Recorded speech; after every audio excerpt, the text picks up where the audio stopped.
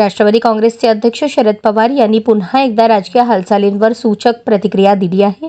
काहींनी चुकीचा रस्ता निवडला असं वाटतं असं म्हणत त्यांनी पक्षातल्या फाटाफुटीवर अप्रत्यक्ष भाष्य केलं. हे विधान त्यांनी कोणाच्या संदर्भात केलं यावर चर्चेला उधाण आलं आहे. त्यांच्या या वक्तव्यामुळे राजकीय वर्तुळात पुन्हा गोंधळाचे वातावरण निर्माण झाले आहे.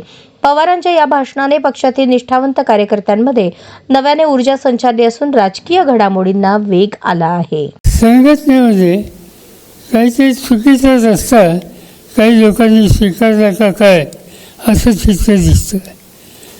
अलीकडच्या काळामध्ये काही लोक असे असतात की संघटना उशीच ठेवायची आणि आपण म्हणत तसंच काम त्या ठिकाणी झालं पाहिजे. Maharashtra coverage association, Mumbai coverage association याचा एक नावलौकिक सण देशामध्ये होता. आज तिथे काहीतरी दुरुस्ती करायची आवश्यकता आहे असं चित्र कामावर येतं.